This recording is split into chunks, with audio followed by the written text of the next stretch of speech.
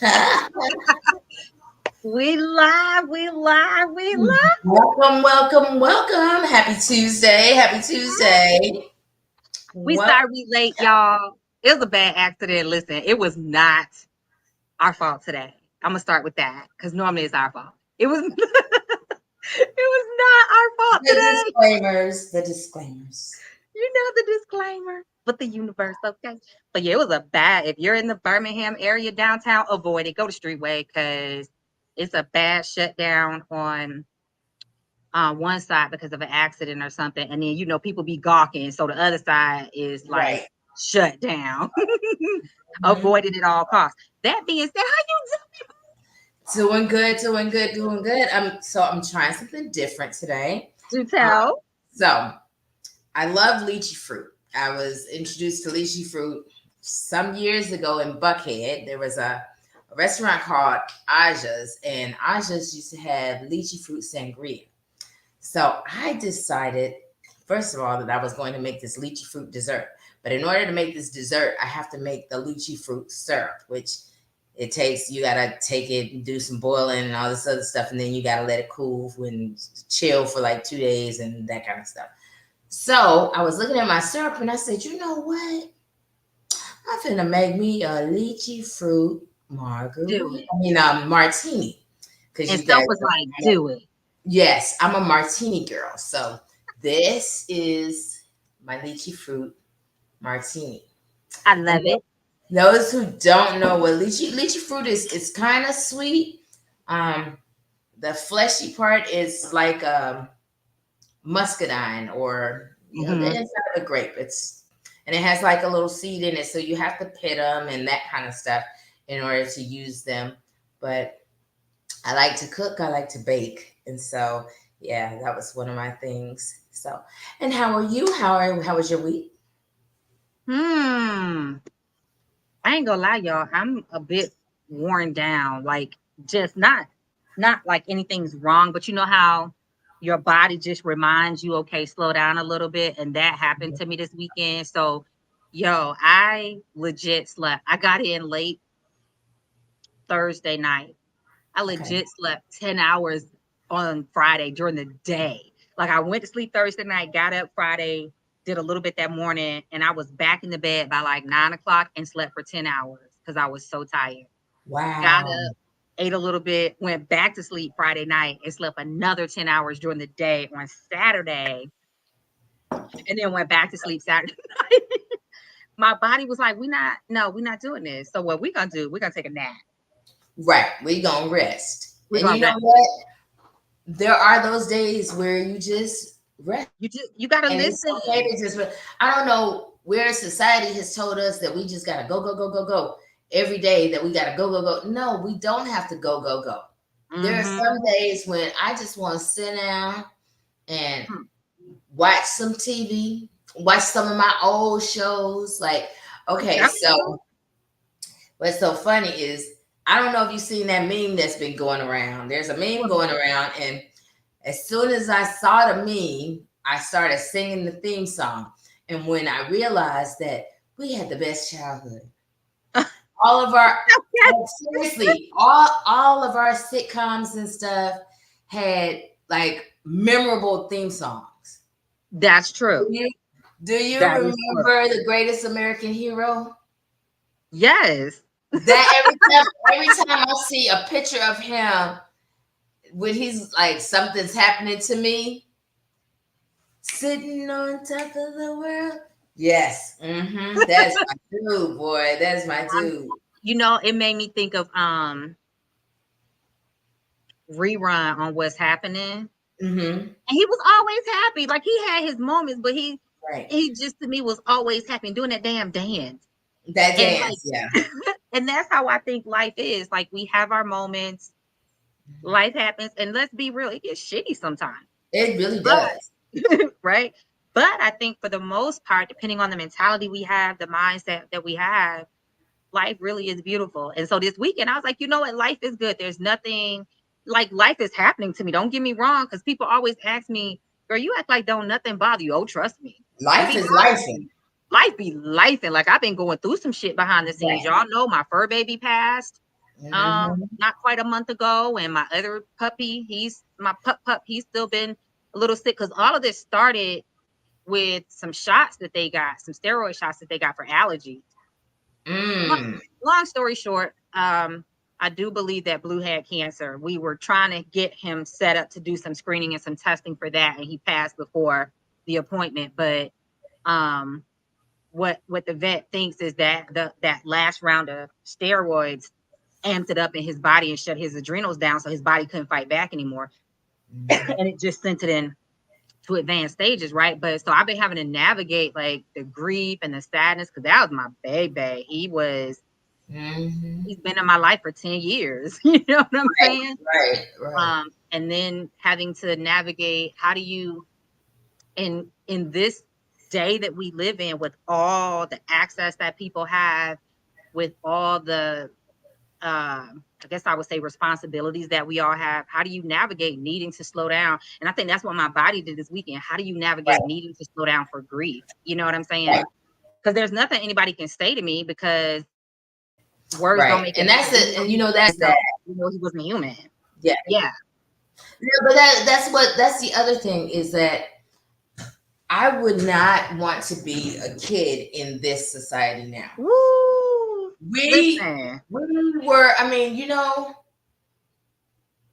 wrote First of all, I'm glad I got my shit out before the internet. Okay. Right, exactly. But that's the thing. It's like we rode bikes everywhere. I was like, man, if my mama knew how far I rode that bike, she would whoop my ass. I was way across town. But we walked everywhere. We rode bikes. We enjoyed being a kid. And these days, they're adultifying these kids too young. Yeah. And well, not only that, but I don't think we give people, period, like even as grown adults. Listen, Gypsy, I'm 44, and I'm gonna be honest enough to say that sometimes I still don't feel like I'm prepared for adulthood. So I can't even imagine kids nowadays. Like, you get what I'm saying? Right, exactly. And and that's the thing is, now so my little sister is 5 years younger than me. Okay.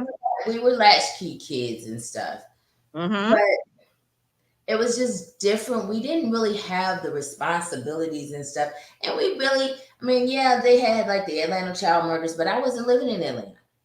They had the Atlanta child murders in the 80s and stuff. But we wasn't really, I don't know, these last 30 years, they kidnapping kids and doing stuff to kids, and kids going to school and shooting up schools, and I blame the fact that we have emotionally unavailable parents.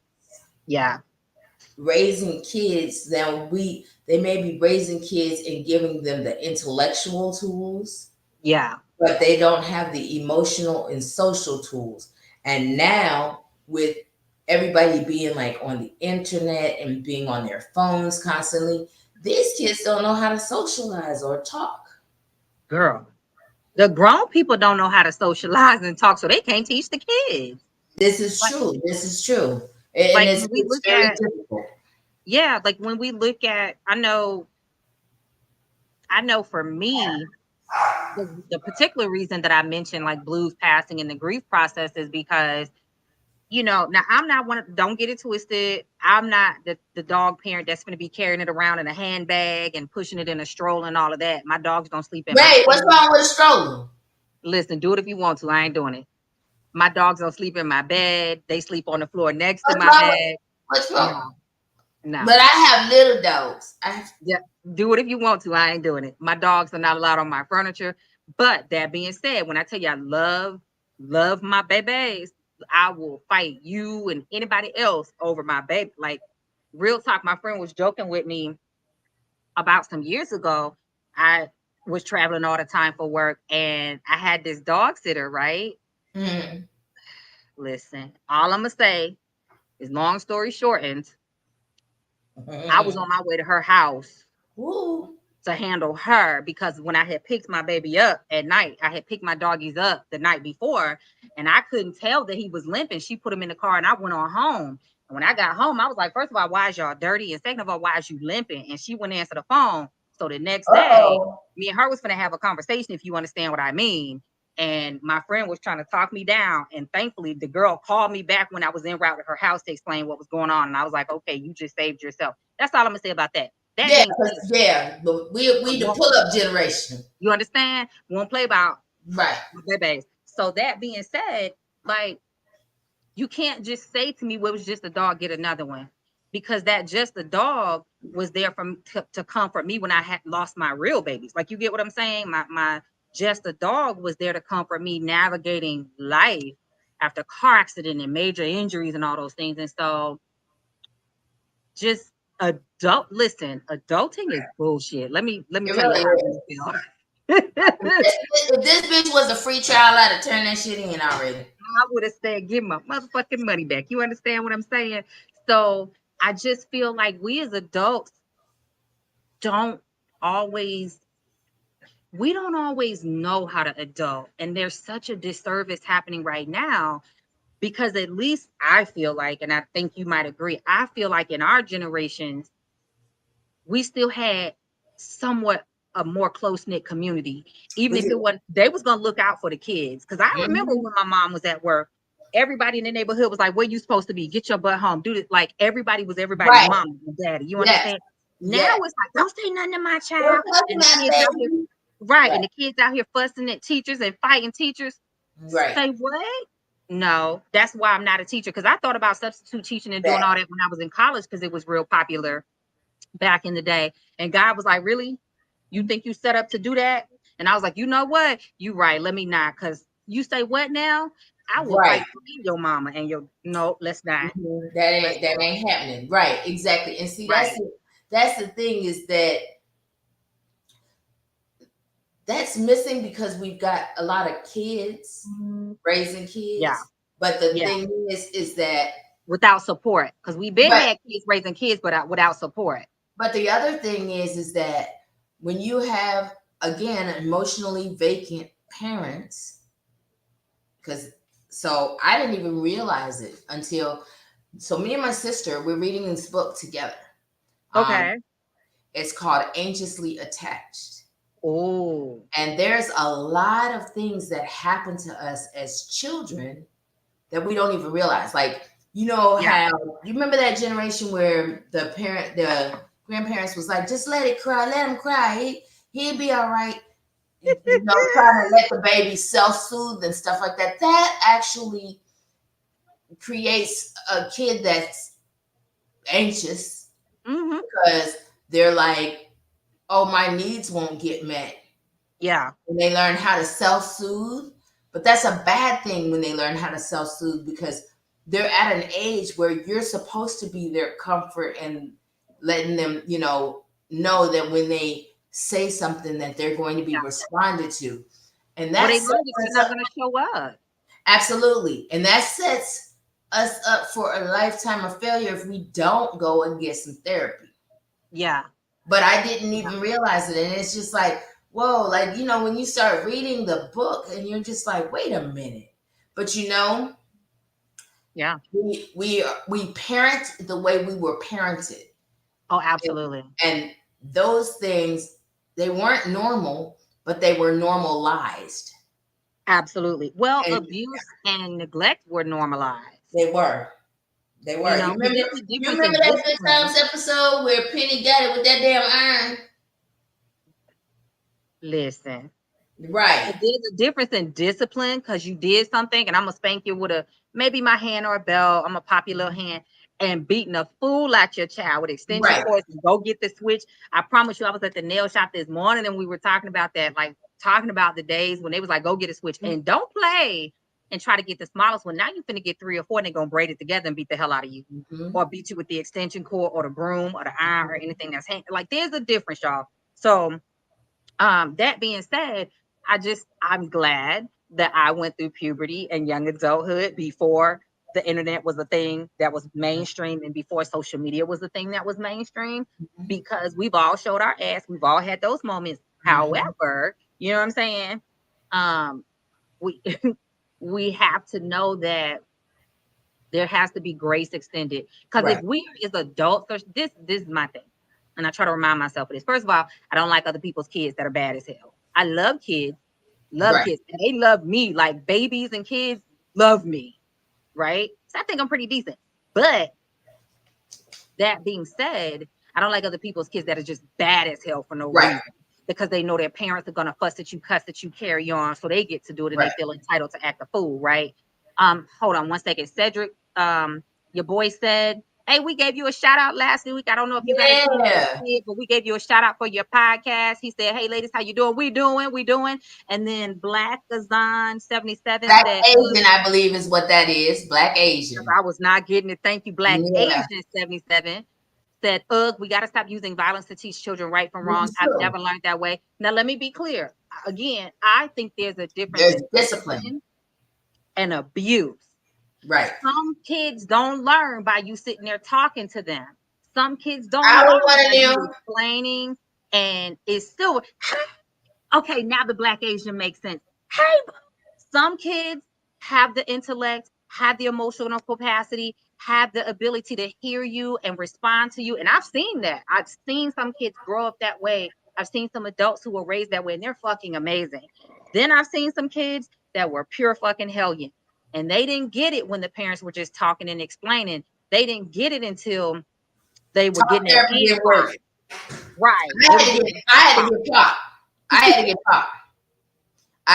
get popped. And I had a mouth too. I had to get popped. And no, let me tell you. I had to learn. Hey, can y'all hear me?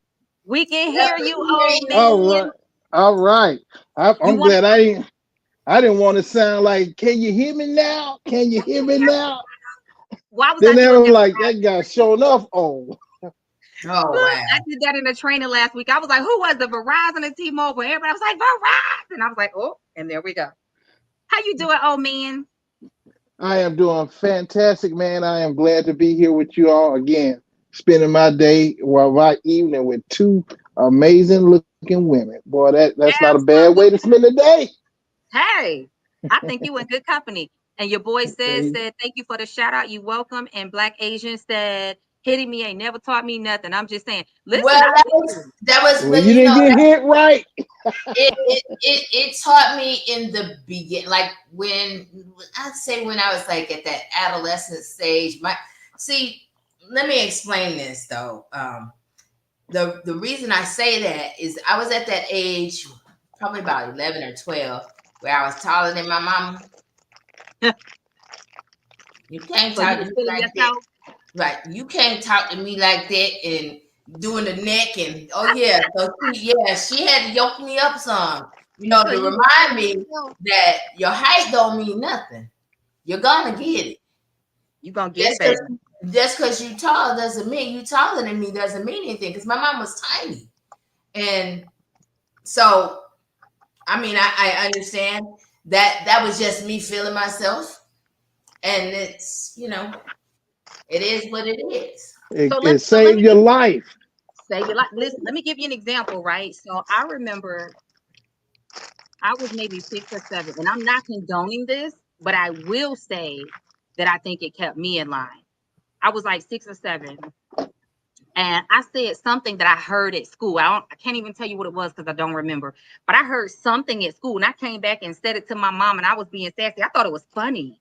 And she was like, what did you just say? And I said it again, and I didn't really get that it was supposed to be a bad thing. I think it was like, fuck you or something. I don't know, whatever. But I didn't know that was a cuss word. So I said it again, and she was like, so she told me she was going to spank me. And I was like, I thought she was playing. So we ate dinner. She let me take my bath. Oh, man, what is you doing? I'm gonna put you what are you doing? Are you eating skins over there or something? You need to mute yourself. Right. Okay, go ahead. No. Uh-oh. On a box.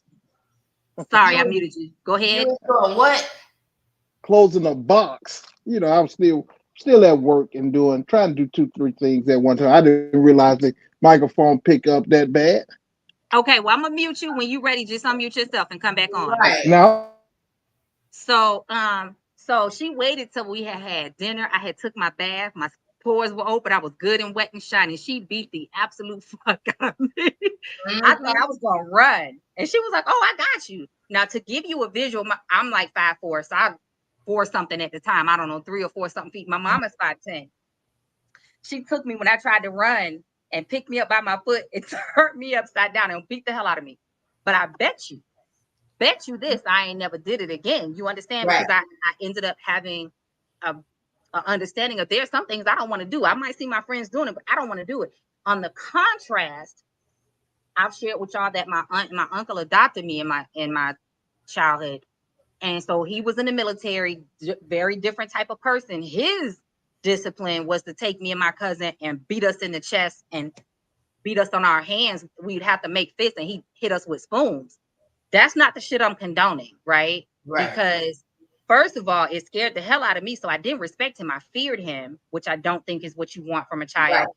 And Exactly. from what I saw as we continued to grow up in age, it didn't stop my cousin from doing shit either. So I think that I think that parents have to understand the type of child that they're raising, because we all have different personalities, we all have different energies, we all have different experiences, right? I think that parents have to understand how they differ from their child. Are you introverted? Is your child introverted or extroverted or whatever? All of those things come into play when you figure out what is the best way to communicate with you and get you to understand that this is wrong. You don't need, etc. So again, I don't think any of us are condoning violence, but discipline means different things for different people, right? And But I was not a, now let me get this straight. I was not a repeat offender. right, because that one time was So, enough. so now, yeah, I had to get the mass whoopings, but they was never for the same thing. They was never for the same thing. Like I just knew, okay, no, don't do that. And then, but Okay. I'm gonna, I'm gonna tell talking Well, to I will say this right here: whoopings, spankings, punishment like that is needed. Is very much needed. Now, how you do it is that's determine whether or not it's effective. Now, if you just get angry, you allow a kid to make you so angry that you just simply lashes out and just whoop them in anger. That's not effective. One, you probably can go too far. Sometimes kids just don't even know why they even getting a whooping. So guess right, what? Right. They go do it again. Now, right, whooping should come at a time when you calm, when you thought about, and when you talked about it, and you let them know this is why you're getting it. This is what you go, and give them a point where they know that this is what's coming next. If you do this, you're gonna get this, and if you tell them you're gonna get it to them, you better give it to them. Do Don't not make it threaten threat. them. Don't make right. Because threats. That's like, you don't have follow through and they don't respect you. But that's the other yeah, thing. you don't. It's not about fear. You don't want to put fear Yeah. in them. You want to put respect in them and respect Oh, that ain't fear is nothing wrong with a little fear. outside of the house. Ain't Because I'm gonna nothing tell wrong you, with some fear. no, it's a difference though. And so when my sons, I was military, and when my sons were when the older one was in middle school, he was talking back to the teacher and stuff, and again, he had got up to some size on him. I was one of them different type of, you gonna hold cans in the corner like this. Yeah. Well, yeah, that kind of stuff, right? Um, but I came up to the school because as long as he knew I was there, he didn't act up. But he didn't know I was there that day. And I was looking in the band room. And when I tell you I went and yoked him up, I ain't had to do it but one time. One time I yoked him up at school. And he was from then on known as the one with the crazy mama. Listen, I'm When I telling you. but that's the Yeah. thing. I knew that he was different than the younger one. The younger one, punishment just make him stay in the house or tell him he can't go with me because he was Right. bad at that time. That worked for him. He didn't have to get spankings. That older one had to get spankings.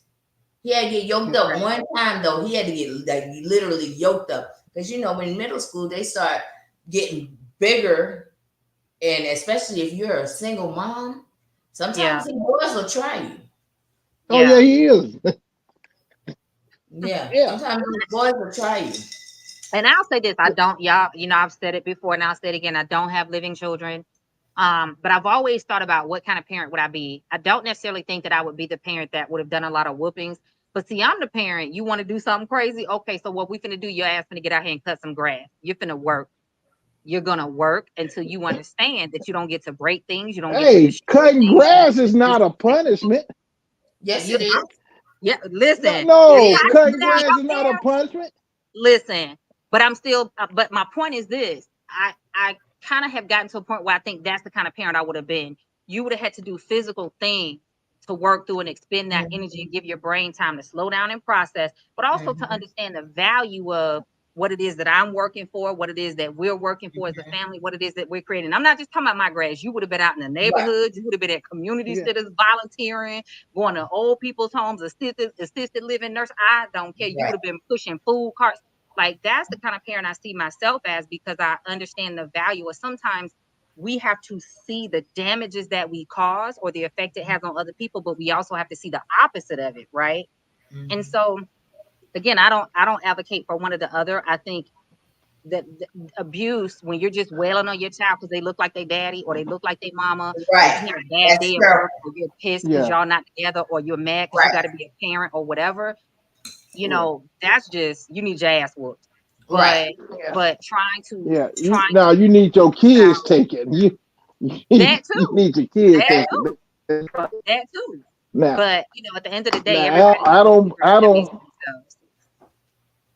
and I will say this because see, I've been in a position where I even had to, you know, report some abuse like that. I'm gonna be honest, it's a bad spot to be in because Absolutely. you if you report it, you know the child going somewhere where that's not gonna be good for, and if you let them stay, they gonna get abused. So you just really just have to do what you're supposed to do. But I will say this right here in terms of like whoopings, because see, Yeah. I'm a person. I went to sleep on a whooping. I woke up on a whooping. And I'm going to tell you, them whoopings saved my life because I know I was heading for some trouble. Them whoopings saved my life. Yeah. But and I will say this right here, especially I know we have a lot of single women when it comes to whooping kids, especially when it comes to whooping boys. Let me tell you something. At a certain age, they stop working and they stop long before you even know it. That because me and my brother sometimes my mom used to whoop her. We'd go there in the back and laugh like mama got you. Now it hurt. Now Mhm. it hurt, but it wasn't like it was. We just talk Right. about mama got you, mama got. But now you don't want to play with mom and all that stuff. But at some point, you see, you have to be very creative, and then that's where my mom kind of switched the game up. She she got us and had us in a lot of things, and with the things that we enjoyed, she simply took that back. And the one thing I hated, man, I hated having to stay at home and couldn't go outside. I told mom, I just rather get a whooping, just whoop me. And she said, Mhm. nah. It was just that other punishment. And so, and that's what you have to do with kids. I am for any person out there who have kids. I'm telling you this right here. If you have a problem with your kid, don't shut them off. Don't Right. close them off. Don't remove them from everything. Get them in a bunch of things, especially if you got kids that's doing all type of crazy stuff. Get them in a bunch of things. Find out what they like. Once you find out what they like, and once you find out what they into, now you got a hook. You pull back on those Uh, things that they like. And I'm No, going to tell you, and then but but and I'm gonna tell you something else. Hold on, just one more thing. If you mm-hmm. if you parents and now if you parents, I'm gonna say this right here. Some parents, I'm gonna tell you right now, some parents ain't tough enough to pull this one right here because this is the one thing that a lot of kids get in trouble about, especially when it comes to school, and that is a cell phone. And Oh yeah. some folks I know they get tough. I'm gonna take their cell phone. Well, you take their cell phone, then they go get on Facebook on that or whatever, not Facebook or whatever internet program or whatever on their iPad or on their watch. And then you take their phone and they just bombard you. Can I get it back? Can I get it back? Can I get it back? And then you just get tired and just give in. And so the kids they learning to just simply just overwhelm you. And guess what? Those same kids, they go to school and do the same thing with their teachers. And then some of the parents go up there and defend their kids. Well, they don't do that at home. Hell, yeah, they heck you up. They don't. Yes, they do. They do that at home. I never So said what a yeah, kid won't do because I knew, especially like I said, my son didn't know that I was there that day, and he was acting up because you just never know what they'll do when they're out of your sight because Yeah. that's different. And Yeah.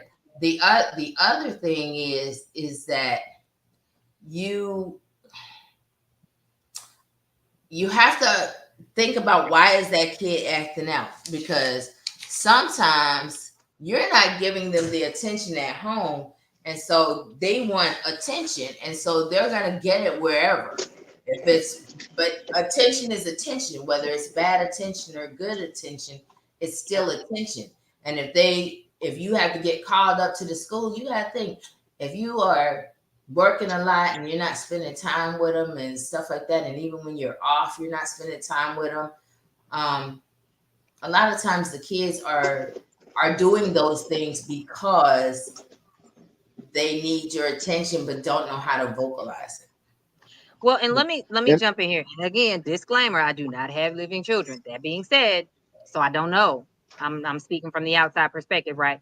But the reason I was saying when you were saying, "Oh man," to keep them in activities and do all this and that, I don't know if that always works because what I see from the outside looking in is a lot of parents sometimes going broke trying to put their kids in all these things, and the kids are still acting like assholes and entitled fools because mama and or daddy or grandparents or whoever are spending all this money and the child has no understanding of the value of the money that's being spent or the work ethic that's going behind making that money to be spent on those things. And so they're still doing what they want to do. And that's why I said I as I've learned myself through the years and just kind of observed people, I think that's the type of parent that I would have been like, you'll get these activities that you want, but if you're acting a fool, you're not getting those. What you're going to do is other activities where you get exposed to other kind of people and you learn the value of putting a little sweat equity into the things that you want. Now, that's yeah. not saying Well, money is let hard me share work. this with It's you. not always hard work, Now, but I with don't think me, you get anywhere by always giving them exactly what they want and not teaching them balance and discipline in getting what you want, but also being accountable for your actions and your behavior. yeah. Well, Right. that's the same thing. You still have to find out what it is that they are actually into. Now, some parents they want their kids to be the basketball stars, the football stars. Well, that's not what I'm talking about. Let me tell you what I used to do. I used to fight. I used to fight, and I was good at it because I fought so much. The more you fight, the better you get. And so, one of the things I used to do, I used to fight, get in arguments, have disagreements. What stopped me? I got into playing tennis. Played tennis, and I started playing chess. Where if you're a person that fights and get physical altercation and do a lot of arguing, well, the culture of tennis, that person stands out as a sore thumb. The culture of chess, that person stands out as a sore thumb. So I had to learn how to control that type of behavior, that anger, and learn how to think and think. Well, that was the type of things that turned it around for me. And so that's what I'm telling you. If my folks would have got me in basketball, which I played, and football and all that stuff, man, those things didn't do anything for my behavior. Yeah, the football coach put me off the football team because I got into too many fights at football practice. So those things did not work for me. You know, But the so problem, oh man, let me just say this. The problem is that sometimes the parents are putting the kids in stuff that they want for themselves because they didn't have the exactly. talent or whatever. And stop trying to live through your kids. Let your kids have their own life. Or a lot of times the Yeah, parents are putting exactly. time and time again. A lot of times parents are putting their kids in things just to keep them busy. So I agree with what both of you are saying. You got to find out what the kids are interested in, but just keeping them busy, even if they have an interest in it, isn't always enough. Because again, I've worked in psychiatric facilities for at-risk teens. I work with teens throughout my career, and I've seen it over and over and over again where parents placated their kids and gave them all the clothes, all the updated things, and the name brand and the whatever. And that kid was a raging asshole. Girl or boy, didn't matter. Economic status didn't matter. That kid might have been a raging asshole. But our parent kept trying to do was, I don't want to beat them. I don't want to discipline. I don't want to do this. I don't want to do that. Blah, blah, blah, blah, blah. But now you've raised this self-entitled monster that doesn't understand the value of anything that they have and why their behavior needs to change because they're not dealing with any actual consequences. And I believe that's part of what we're dealing with now as a society, not just with kids, but adults. How many adults have you met that are just raging fucking assholes because nobody ever checked, nobody ever had those in-depth talks, nobody ever gut punched their ass or punched them in the fucking mouth or the throat. I'm not saying do it to the kids, but to some of these adults, I bet you if they had got that ass whooping before, when they were 18 and mouthing off to somebody or 25 and mouthing off to somebody, they wouldn't be 40 and being still an asshole, right? I ran into two people like that today, man. I just had to walk away. The same job.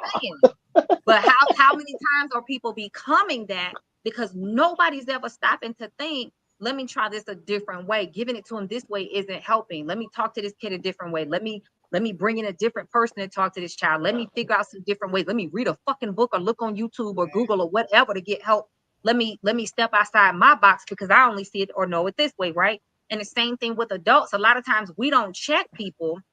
We don't hold people accountable because we don't want to hurt their feelings. We don't want them to feel some kind of way or look at us different. And I've gotten to that point in my life where I have to find balance as, okay, I'm compassionate and I'm loving and I'm kind and caring. All that's great. But you can't enable people because you want to be kind, because you want to be caring. So I have to find my balance with that sometimes of, okay, do I need to go on and check this person or do I just smile and understand they didn't know no better? So I think we're all dealing with it as adults and as kids. That being said, y'all, we got way off where we yeah, we sure did. I don't think right here. I'm like, hey, when we gonna get to this? Hold on, old man. Anxiously attached. People need to really look at that because the thing is that's where we are. Is that we are dealing with a whole bunch of unhealed people. Yeah. And once they get themselves healed, I mean, before you become a parent, I know we probably should have been healed, but we weren't. But it's never too late. It's never too late. And it's never too late to apologize for the things you did, where you were, and to try to make it right. And to try to help the people that you had influence over. That being said, that don't mean you go out here and become a sugar mama and go find you a cougar and go find you somebody and try to mold them into what it, that ain't really why you become a cougar or a sugar mama. Or a sugar baby. Because listen, this is why y'all know I'm gonna die on this motherfucking hill. This is why we have so many unhealthy relationships because you got too many entitled ass people that want to jump from one dick to the next, one vagina to the next, and they don't want to heal. You understand what I'm saying? They want people to deal with their trauma. They want people to deal with their shit. They don't learn how to communicate. They don't learn how to become better people. And then they asses have nerve to keep having fucking kids. And them be the ones that have 5 to 10 kids. And it's like, sir, ma'am, you fucked up. And now you got all these badass all kids. All of them by the same dude. And all of them ain't by the same dude. Some of them by No, the same type of dude. They from the same type of dude. Or same type of woman. The dude might be choosing the same type of woman to keep having babies with because it ain't all on the woman. It ain't all on the man. Both parties are responsible. And I promise you, I just had this conversation this morning. Ma'am, if he had 4 motherfucking kids by 3 different women before you started sleeping with him, why did you think that you were going to be the pussy that changed him? Never going to happen. If he ain't ready to do that, change a man, honey. Right? And sir, if she had 5 kids by 3 different men or 4 different men, you was not gonna be the dick that changed her and healed her from the inside out. If she not ready to do better, you ain't gonna help her do better. But we be so scared to have that conversation where we don't want to judge. No, the fuck, we need to be judging sometimes because how is it that you keep making the same mistake over and over and over and over and over and over and over again, but it is always everybody else's fault? And I'm passionate about this because we out here fucking each other up and then wanting to holler, he was just toxic. He was just a narcissist. She was If you keep dating the same type person and keep having the same type of experience, it ain't them. It's you, bitch. It's you. You get what I'm like? It We is. got to talk about this. We got to talk about it because that's the thing is we have too many people out here running around, and the thing is that they're looking for the type of love and stuff they wanted to have at home. Absolutely. And it took me a while. I mean, like, you know, it is, and it's scary to read yourself in these books. Yes. It's scary to read yourself in these books. I'm gonna catch up. Mm-hmm. Yeah, on the comments, and then I'm gonna pick it back to you, Gypsy. Back up. First said, good evening, and then exactly correlate. Correction is key.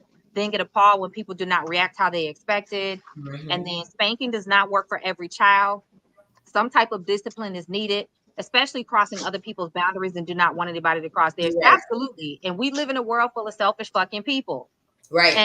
And most people are okay shitting on you as long as it doesn't backfire or boomerang back to them, right? And so again, right. I think that's part of why our kids are so fucked up now, because we've been fucked up as adults and haven't either been equipped or accountable enough to want to have these conversations. So now we expect the kids to get it through osmosis and drinking the water. That's not right. how that happens. You know what I'm saying? Mm-hmm. It's generational baggage. So it takes time to undo that stuff and do something different and heal. I'm gonna put you back on mute, oh man, until you're ready to come back on. So it takes time, but again, that's why I'm so passionate and I get so fired up about this, because I'm just fucking over it. I am over hearing grown ass people. So I'm in this group on Facebook, and it popped up on my recommended groups the other day, because I don't really join a lot of groups anymore. But this one, I was like, okay, they trying to have some grown up conversations about sex and sexuality and spirituality. Okay, let me check. Y'all, I can't even tell you how many fucking posts. And I got to the point, I just left the group, because I was like, y'all a whole bunch of traumatized ass fucking people that's traumatizing each other. Like, right. I can't even tell you the number of posts that kept popping up on my homepage. Me and my man, me and my woman, we in our 30s, we in our 40s, we in our 50s, and he doing this, and my feelings hurt, and woe is me. And both your asses need to be in fucking therapy. But every single post, it was always them pointing the finger at the other person. Well, right. They did this and it hurt my feelings, and I don't know how to do this, and I was already traumatized from my last abusive relationship. Well, did you get some healing? Did you get some healing before you ran and jumped on another dick? Exactly. Or she knew I had a rough childhood growing up, and my mama wasn't really there for us, and I don't know how to love a woman. Go get some. Go learn. Go to get. Oh yes, absolutely, Ruby. Victims. Everybody want to be a victim, and that is absolutely the truth. You got all these people running around. I'm a victim. I didn't do anything. I don't know what. No, I always listened carefully to the story, and like you said, if everybody in your past is having problems, you're the only common denominator. Listen. It's you, sir. It's you, ma'am. And we have to be accountable. Like me and my ex, we still have conversations and talk through. Why you think it ended? What have you learned from this? How have you grown? Like, we have those mature conversations to help each other still in friendship. You know what I'm saying? And it's like, I wish that people could do that. I wish that people could hear the truth from their person on why it didn't work, and not just be like, it wasn't me, it was you. No, listen to them. You may not agree with everything they said, but there's probably some validity in much of what they said. And if you're willing to hear it, there's growth in that, right? But more often than not, I think so many people are wanting to point the finger at the other person because they don't want to deal with their own hurt. They don't want to deal with their own issues. They want to move on and expect someone else to fix it and be responsible, or at least have another person to blame if it doesn't work out. And again, this is why we got so many fucked up ass kids. But wait a minute. That leads me into our topic for tonight, because do tell. A lot of people are looking for sugar mamas and sugar babies because they're trying to repair that parental relationship that went wrong. And so that's exactly why you got these young women with these old men, because a lot of times They have these What? unresolved daddy. Hold on, old man, I'm talking. Okay, go ahead. Don't make me come. Go ahead. Go ahead. I'm talking. And a lot of times you have these women with unresolved daddy issues. Yes. And that is what they're looking for. They're looking for that father figure. They're not really looking for, and that's unfortunate. And that's the thing. Go heal yourself. Yeah. Go heal yourself. But there's nothing. I got a limit. I can't be a cougar because I will never date anybody that I'm old enough to be their mama. Listen. I cannot. I cannot. I feel so pedophile-ish. Like for real. Like I feel R. Kelly-ish. I feel you. I had to mute myself because I was laughing so hard at you, an old man, just then. But you know, at the end of the day, I feel like that is a lot of times why young women date older men, why older men look for younger women. They want somebody to pour into them and feed their ego and nurture them. Or why younger men date older women. Sometimes they want a mama to build them up, you know. And listen, I'm not against age differences in dating if both people are consenting adults and feel like they're making the best choice for themselves. But I do think that there's a age at what point, how can you truly be beneficial to one another outside of finances and stability? Because if you have that many decades between you, you don't have enough shared life experience to really make it make sense sometimes. But that being said, I don't yuck nobody's yum, right? So if you like it, I love it. Okay, wait, we got some comments. That part, Gypsy, listen to the story carefully. And then Sean said, society puts so much pressure on people being in a relationship that most people don't understand. They need to heal first before they can actually have a fruitful relationship. Absolutely. Because if not, you're taking one bag of trauma to the new thing and add a new bag of trauma on top of it. Not only that, but you're traumatizing a new person and then wondering why they turned out to be shitty to you too. Like, we have a lot of power in how we cultivate our experiences. I really believe that. Well, a lot of times I'm sorry. Go ahead. Yeah, I was just going to say, and so when we go into a relationship with that same hurt, that same pain, those same expectations from what we had, whether it be abusive or disrespectful or, you know, neglectful or whatever our childhood and or our previous relationships dealt us, when we take all of that into that new relationship, everything is colored and filtered through that lens. So there's still that part of expectation happening. And we can't be surprised when that person begins to fulfill that prophecy because it becomes a continual self-fulfilling prophecy. Well, the problem is that a lot of times. Okay, just let me know when y'all want the truth. A lot of times, you don't come for me right now. Right. A lot of times we keep getting the same type of men because again, or the women keep getting the same type of men. The men keep getting the same type of women because there is a unhealed trauma, and they're actually subconsciously trying to repair something that is broken within them. Absolutely. And the thing is that and again, going back to what Ruby said, be careful of the victims. Woo. If every relationship they was in, they was the victim, they usually are the perpetrator. Come on. Because you can't always be the victim. And if she wasn't shit, she was using me. Or he wasn't shit, he was cheating. Or what did you do? Like, I'm quick to tell you, my ex-husband, he's not a bad man. He wasn't the right man for me, and we should have never been married. Mm-hmm. Right? But the thing is that we both played a part in the demise. Me, I shut down because once I felt disrespected because he was disloyal, right? You know, I never could forgive. And when you can't forgive, you can't move on, right? Right. And so it's time to leave when you know you can't forgive. Absolutely. And so there's that part, but I still never really addressed that. I addressed pieces of my trauma, but you got to go and you got to fix you. But one thing I didn't do was I didn't run and try to find somebody to be in a whole relationship with. Yeah, I had fun, but I have not. I want to address the sugar babes before you go. I haven't been in a committed Yeah. relationship since my divorce. And that's because I know I'm not ready. Go ahead and talk about you. Go on and tell them go on and talk about your I was gonna say he's jumping into it. Go ahead, old man. Okay, listen. The things that you guys said about sugar babies, the reason why some of them become sugar babies is because they got some unresolved daddy issue. That's not why they become sugar babies. They become sugar babies because it's about resources. It's about money.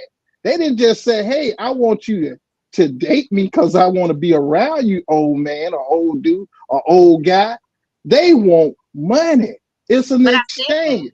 The same thing with, hold on. And the same thing with sugar daddies. Sugar daddies paying because they want access to their younger woman, her time, her body, or her company. That's what it comes to sugar baby and sugar daddy. Now, that is different from an older man dating a younger woman and that type of relationship. That is different from a sugar baby, sugar daddy. Younger women date older men simply because they want some type of direction. They want somebody that leads. Older men, some women find older men. Some women find older men attracted simply because they accomplished in whatever field they working in. Some women like power. Some women are like status. You know, hold on. Listen to what you just said. No, you all. I need you to listen to what you just said. Please rewind and listen to what you just said. You said she wanted somebody to lead. She wanted directions. That's what a daddy do. You said that. Yeah. Now, but that is different from the sugar daddy. The sugar daddy is about resource. That woman who want a sugar daddy, she ain't looking for no leadership. She ain't looking for nothing but resources. She looking for that rent money, that car money, that turn up money. That's not always true. Whatever she wants from you, that's not what sugar baby not looking for resources. That's not sugar always baby. I know quite a few sugar babies that make good money. Sugar baby, I'm gonna be honest. And they make them from a man. Now, let me tell you this right here. Sugar babies is nothing more than a very nice way to say prostitution. I don't know any prostitute that do it for free. We're not gonna do that. I'm gonna mute you because we're not gonna do that. Right. Pause and let me interject. What we're not going to do, no. A woman we're not going to do exchanging is ever make it seem like it's okay for a man to date somebody with resources and he's not prostituting. But if a woman does it and she's a sugar baby, it's prostitution. We're not going to do that. No. I don't care who it is. It's equity. So now let me jump in. So we let man or woman, if they date for resources, that's a prostitute. Nope. We let you mansplain all over. So let me jump in. I know plenty of women that are making good money. And they have sugar daddies. It's not always about money. A lot of them want security and safety that man represents. Right. It's not always about money. Right. Like that. Yeah. Let's just be honest about security that. Is his income. No, but you got two women here telling you that from our perspective. We as women can tell you. We can't tell you everything a man thinks, but one thing I can tell you is that every woman is not dating a man or becoming a sugar baby because she wants what he has in his I'm not saying every or financially. So let's not be I'm not that saying every. Let's be, I would say every woman. You always bring it back I would to say money. Every sugar you baby. always bring it back to money, old man. And the thing is that it's a lot of us out here making way more money than you talking about. And again, it's unresolved daddy issue. I guarantee you, if you look back, she probably has unresolved daddy issues. And Sean had a good point. Let's say this before we go any further. Well, Sean had a good point. So wait a minute, old man. Sometimes she just wants somebody that know what they're doing in bed. Now, Okay, so Benny came into the conversation and he been letting us get all of this Yeah, out. I'm just listening. So I'm gonna That's invite right. you in to give Okay. another perspective before we keep moving on. All right, well, catch me up. So let's get everybody to like, share, and subscribe because we're really getting into it now. So tell them to hit that like button right now. Okay, so y'all heard what he said. Like this, like the video, share the video, and make sure you subscribe to the channel so whenever we go live and whenever we have our unauthorized or our weekly live editions, y'all are in the know and you can keep up with us. Sure said, Miss Newsy said he not making sense. Sure said, oh man, generalize women too much. He do. And generalize men as well. Then yes, if you're gonna generalize Right. women, generalize men. But to catch Benny up so he can weigh in before we keep moving on. So we started off Right. talking about discipline, and that segue to how a lot of times we have a lot of entitled kids that because they're not having that communication, they're not being disciplined, they grow up into entitled adults. Or traumatized adults, right? Because nobody's checking them. Then you have traumatized adults that get into unhealthy relationships and traumatize each other, and it keeps going. So that we got from there, I don't even know what happened at that point, but we went from there to the sugar baby, sugar mama, sugar daddy conversation.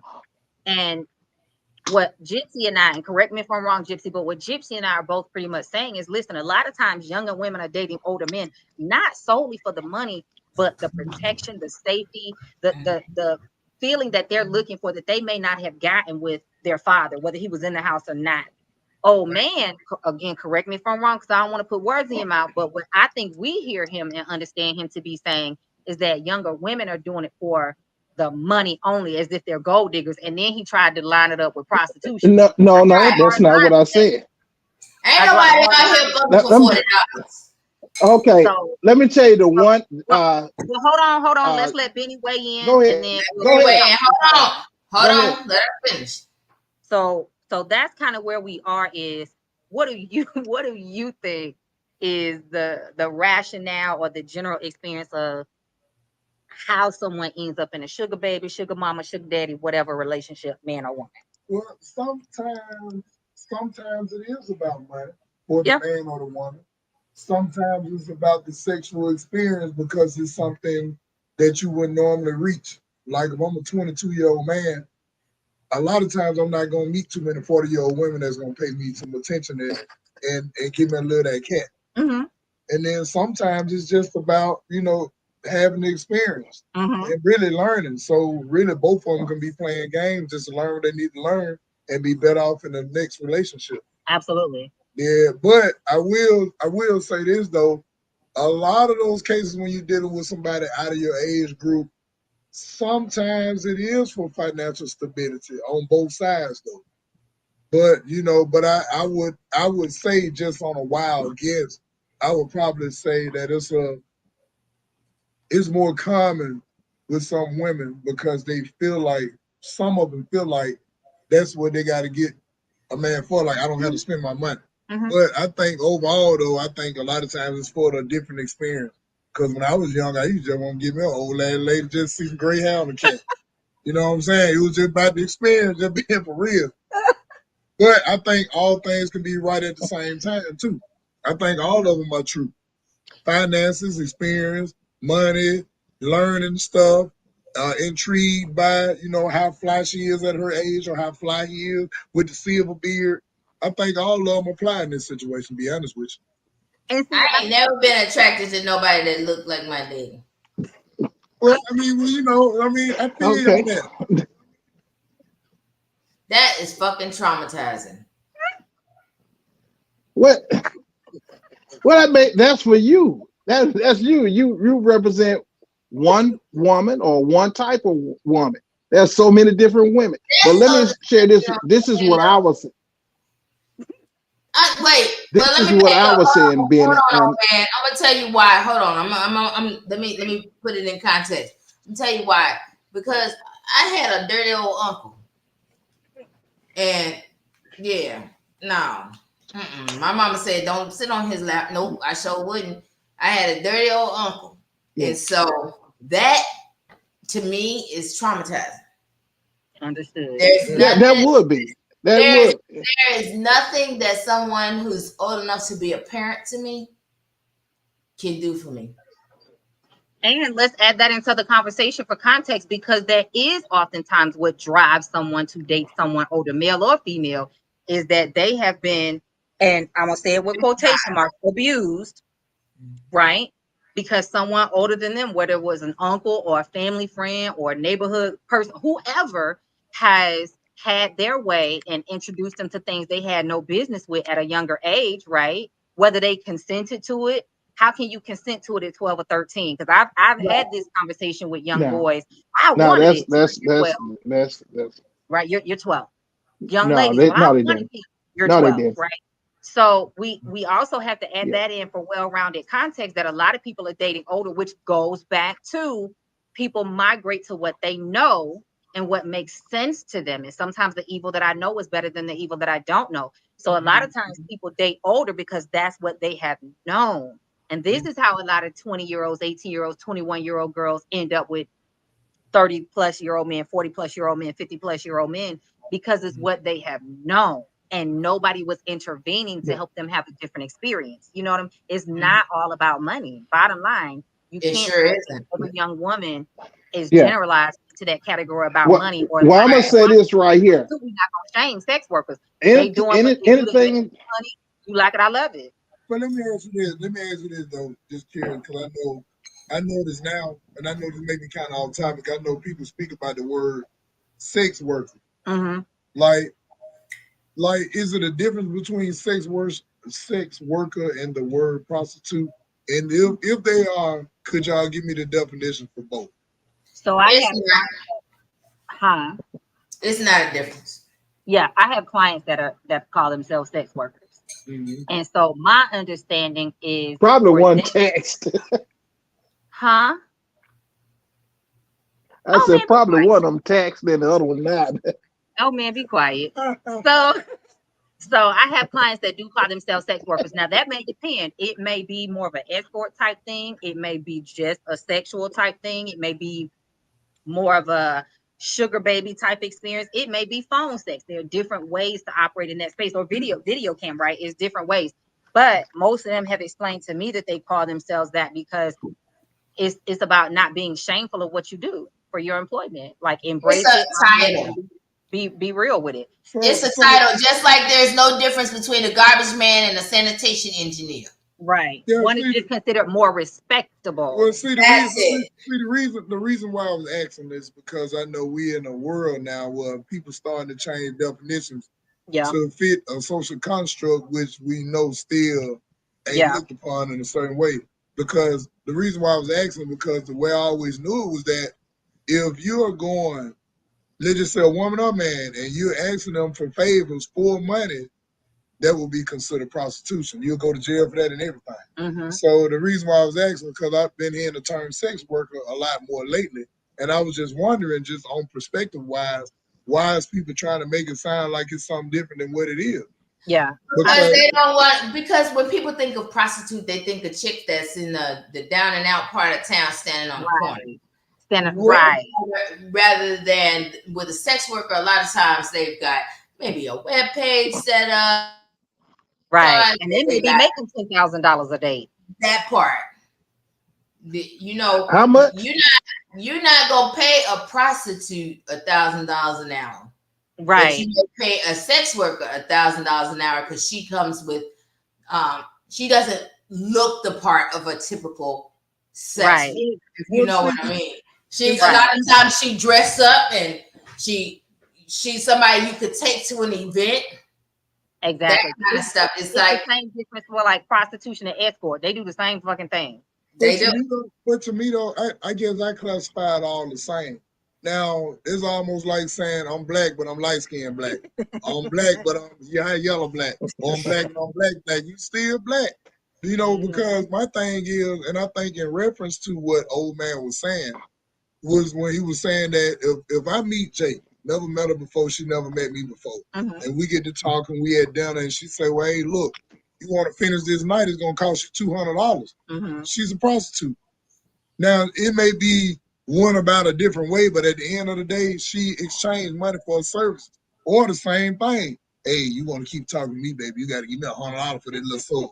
Right. It's the same thing. He's a male prostitute. I think You know the what only I'm saying? Or she says, I would come, but I need my light bill paid. And right. to me, that's just a Same subtle way thing. of saying it, because honestly, I'm Right. just one of those type people. Either we left, right, up, down, east, west, north, or south. All the gray areas is made by people who want to soften the blow. Well, But it is what it is, because whether you get $1,000 for a sexual favor yeah. or $40, that cat still was touched. Well, It's I the think same there's no thing. difference than the people that are this whole discussion about the what is it, the drizzle and the sprinkle and all this shit. It's no different than the women demanding you got to get my hair done, you got to pay for my babysitter, you got to do this, you got to do this all to go on one date. Like it's all still transactional. Yeah, You to know what me, I'm saying? But that's what I said. It's the same thing. Because to me, if I met Gypsy, if I met you, and the first time we met, money shouldn't be our conversation. The Right. conversation should be is that, you know, I enjoy the way you speak, I enjoy your company and all that, and then we start kicking it. And then when we do start exchanging money, it's on a mutual basis. Absolutely. It wasn't because I required you to give me money to continue on what we got. Absolutely. Well, that's why I said let's not call it prostitute. Period. It's not, for me. It's about not shaming people. If you want to do an exchange or something, if you want to be a sugar baby, sugar daddy, sugar what the fuck ever, do what you do. But we don't need to be just trying to shame people because that's the experience that they've decided to create together. I don't think the word is shameful. But the thing is, though, but let me Go ahead, Benny. though, why, like, when people say it's shame, I just think that over time, when people start coming up with these new definitions, they look at it like it's shame. But to me, believe it or not, prostitutes, they need it in the world, just like a pimp, just like all of them. But the thing is that kind of like the word sister. You remember the word sister, right? Right. You also know the word gay. Right. But now, if you use the word totally sister or gay, people get offended by a word like sister only means effeminate man. Right. And gay used to mean happy. You know what I mean? And so it's like people, they go to changing it to fit their personal lifestyles when some stuff 1 + 1 is 2. Right. All around the world, you can cry and holler and change legislation and say it's self, but it's still 2. Right. But I agree with you on the shaming. But honestly, I think when people say certain words, they just going by the definition that they know. I don't think it's the intent behind it. Yeah. Like, so for example, we don't like white people saying nigga because we know their intent behind it is different than our intent behind it. You feel me? It's the intent behind it. It's like she said, it was meant to shame. It was meant to demean someone when you call them a prostitute, a whore, prostitute, sex worker, housewife, all same damn thing. That's what I said. We're not gonna say, well, they just prostitute. I'm just playing about the housewife part. I'm just playing about the housewife part. But let me ask you this, house man. Let me ask you this though, about even going back just to the word, because I just want a little clarity. That's all. Clarity. So when you go to talking about not shaming them, but isn't that determined by the person who having that experience? Because if I'm dealing with Gypsy and Gypsy say, "Hey, Benny, look, I'm gonna need $300. All right, I'm gonna get a little prostitute, a little $300 because I want it." But that don't change the fact that she was prostituting for the revenue. So my thing is, it's like I don't think it's meant to shame sometimes. Just like even when you say the word nigga, I can listen to a white person say nigga depending on how it's related. Right. You know what I'm saying? So the same thing with the word prostitution, depending on how it's related, because only you know what you do. You may not want to hear, but that don't make it not factual because you don't want to hear it. But let's catch up on these comments, y'all. Here I go with the comments, and I agree with everything that really all of us are saying. My whole focus is always going to be, y'all know I hee kiki and ha ha, but I'm always going to draw a hard line when I feel like we get too close to, now we're shaming people for the choices that they make. We can be critical of things and offer our feedback, but we want to be mindful that we don't shame people for healthy choices. You can choose to be a sugar baby or a sugar mama or a sugar daddy from a healthy place because that's just what the fuck you want. And that's what they want, right? So it's not always simply about the sex or the money or using a person. Some people enter into these experiences with full clarity and transparency. I think a few of them do. Yeah. So I just want to hold space for that as well. Catching up on the comments, Ruby said, story shared, young men are made to feel like men by older women. They are catered to and cared for. Yep. They're made to feel like kings. Wholeheartedly agree with that. Yeah. Cher said sex workers gender neutral. There are some high-priced men walking around this joint. Surely is, baby, because I got one of them as clients too. He be killing it. You hear me? Right. Listen, I promise you, I be living vicariously through my clients. They be telling me to tell, and I'm like, God damn, y'all need to write some novels, use some shit. What is the fake names y'all use when you write books out here? Because I be telling them they need to do it. Sean, you said, damn. Okay, what was we talking about? Pseudonym. That's it. Thank you, old man. Sean, what was you saying? Damn to what was we talking about? Expound, please. Okay, so you corrected your comment. Sure. What is the difference in a man expecting a woman to give herself for free just because he simply spoke to her?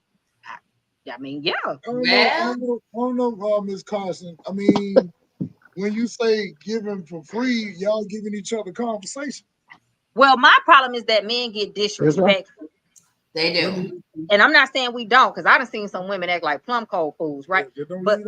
But my but my problem is with men, they get disrespectful and dangerous when you don't want to give your name or your information or your whatever, right? You ever seen the show Snap? Yes. Okay, well, keep on. I ain't never seen a woman kill a man because he didn't want to go on a date with her, though. You want me to show you episode Do 1 it. part 7? Do it. All right. Look it I up. love watching that show. And y'all women, y'all ain't no killers. I ain't saying we ain't no killers. We just crazy. But I've seen more men get disrespectful, and I've had it happen too many times to me. What's your name, shawty? I don't really want to tell you that, bitch. You think you all that? How I get to be a bitch because I don't want to tell you my name and I don't know you, right? Right? Like, you see what I'm saying? They go from 0 to fucking 100 because you don't want to give them your number. That's dangerous. Women don't like rejection. We don't like rejection, but being rejected don't mean you got to be disrespectful and abusive, right? So all of those things have to be considered when we're looking at how do we end up in certain situations? How do people engage? Listen, we on a flirting rock in middle of fucking space. We all a little crazy. But there's a difference in seeing your shit and making other people responsible for your shit. And so in my response to Sher's question, what is the difference, right? Because I do feel like a lot of men expect you to just make yourself available, do emotional labor for them, and some women. Let me throw us in there too. Do emotional labor for them, make them feel better, and give them the fucking world without them having to do anything to be deserving of that effort and that energy from you, right? And again, we as women are guilty of that sometimes too. It's not just men. Ruby said sex workers engage for goods and money. Prostitution specifically is for money, not all the time. And sex workers is protected and accepted. But yes, I do feel like the term was brought about to make it more acceptable, more palatable, if you will, right? And less risque. You know what I'm saying? Sean said what Cher said. What she say, Sean? What you were saying? When she said sex workers, there are some high priced men walking around this joint. Oh, listen, I promise you, because men be doing it just as much as women do it. Is an equal opportunity trade. Equal opportunity trade. It's not as a bigger market. You a lie. You a lie. A whole lie. Some of us would rather I can tell you right now. Then go on home. Unless you out here prostituting, or you got clients that's prostituting, you can't say the market is different. I promise you.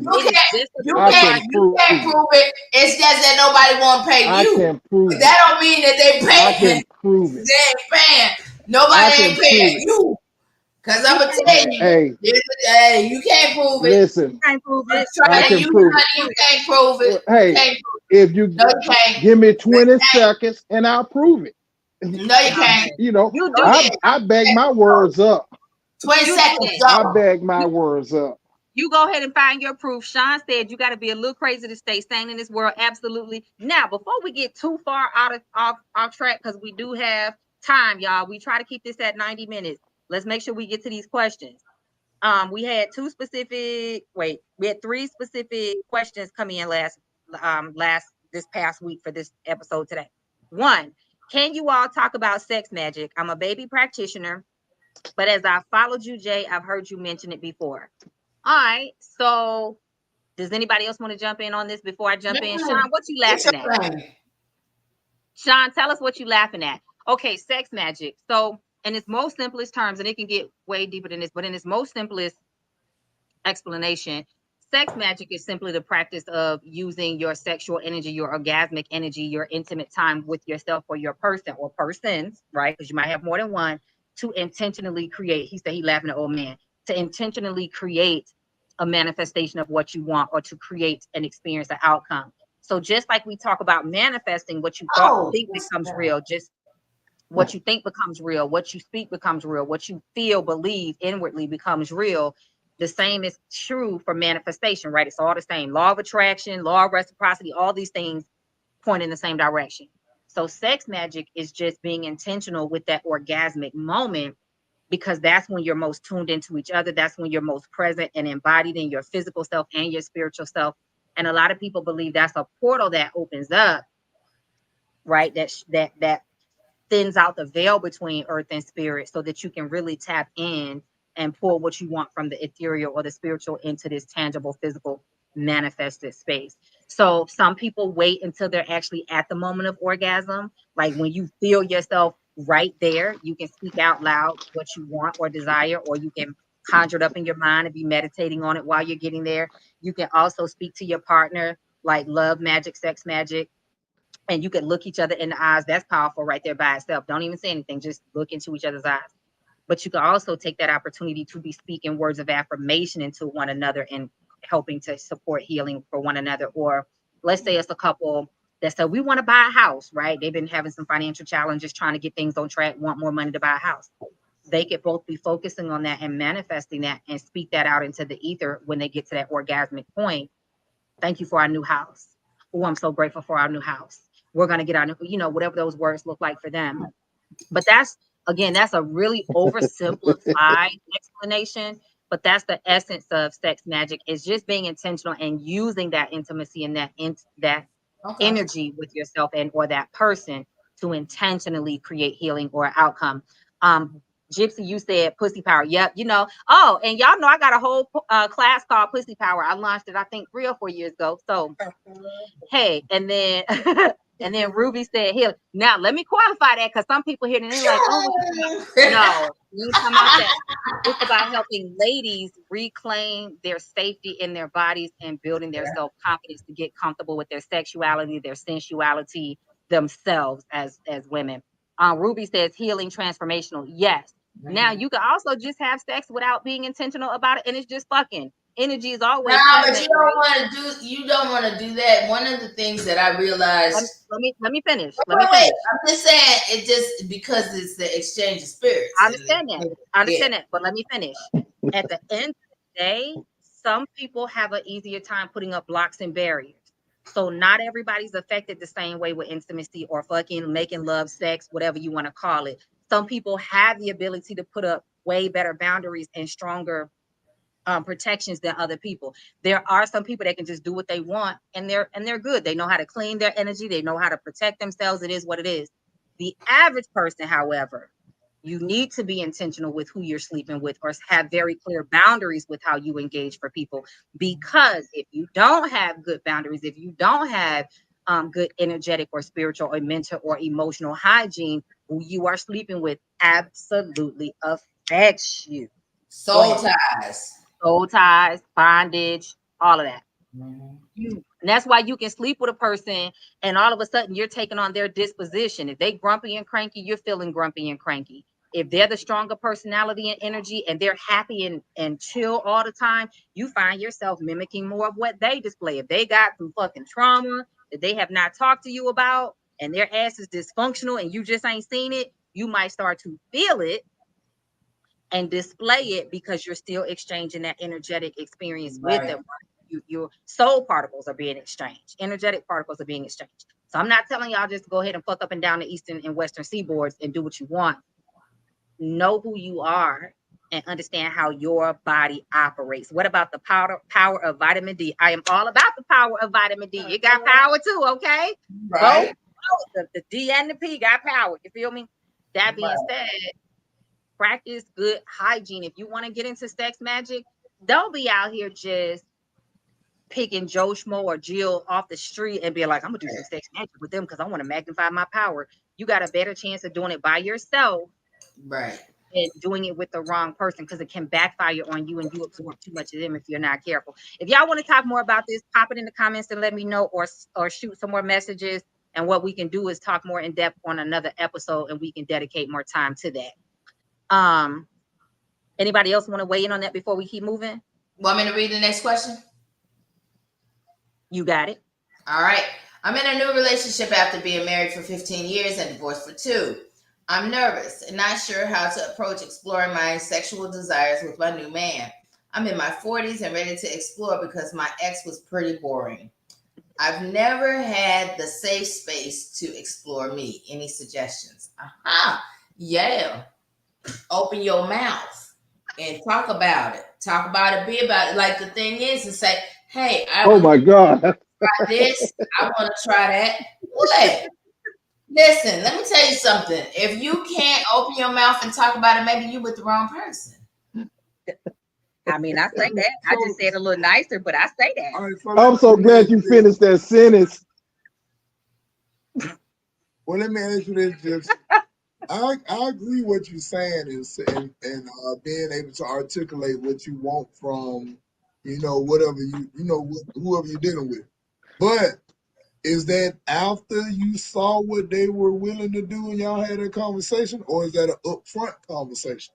Because from my that's a during conversation. Well, to me, like the reason why I asked you that, because with my limited knowledge about this topic, to me, I think that if I'm interested in her, she interested in me, it's certain stuff we're gonna try anyway. And I think after a few encounters and I see it getting better and better, I may not say nothing because I may be looking at, okay, what's she gonna do next? Like last night, she was swallowing out. Tonight, let me see, she's gonna swallow some more. You know what I'm saying? And the same thing with a guy and a woman. Like to me, I think you can say something too quick because each time you have sex, that's a build up. And if you see it increasing every time, I wouldn't say that. I just enjoy the ride, in my opinion. Because if I say something off the top, it's like, yeah, bitch, don't say it off the top. Just introduce it gradually. You know what I'm saying? It's no more scared mouth. I mean, he doesn't need to know you want him to swing off the chandelier at the beginning. Don't tell him that. I mean, this time you say, why don't you stand up on the bed? And then next time you say, why don't you? And then get him. Eventually, you gonna get him on the fan. Yeah. I'm just saying. I think if a person had that conversation first, like this, how I would take it. My 44-year-old self. If I met Jay and then Jay like, well, baby, I like you to go hard, and I like you to do this. I'm gonna feel like she's reminiscing about her past situation. Even though that may not be true, but I'm gonna be like, why is she even talking to me about this shit? You know what I'm saying? Like it's always talk about now. Once we get to jumping up and down like a jackrabbit, and it's not meeting your expectation, but and you like me after several times, I can see that being a conversation. But me, I'm almost like an old box Chevy. I got to warm up. I got to speed up. I don't go from 0 to 100. I go from 0 to 1. You know what I'm saying? And rest of you might be like, I ain't gonna even say that to that nigga. He snap. But it's just one man's talk. So I'm kind of in the middle between Bennett and Gypsy. I do honestly believe if you're going to call it a relationship, that means, in my mind, that 2 consenting adults have had a conversation to decide we're either going to be monogamous or whatever we're going to be, however we're going to define this, so that we know what this is, right? And if y'all have had that decision, then at that point, give yourself time to explore and be adventurous together.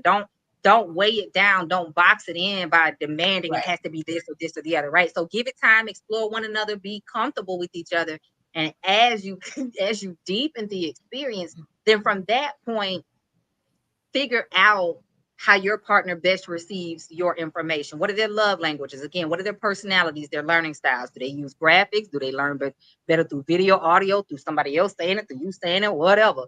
Do they learn? Do y'all want to explore together and watch porn to figure out different things? Like there's different ways, right? So that being said, that's not funny. Well, it is funny, but I'm so serious. I have recommended porn to a lot of clients through the years, and it's helped. Because a lot of times people don't know what they want or what they want to try or what they want to explore. I don't know now. Let me explain this.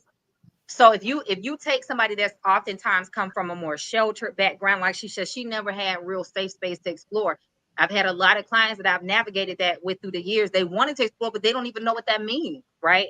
What does that mean? How do I explain to them what I want? Because I don't know what I want.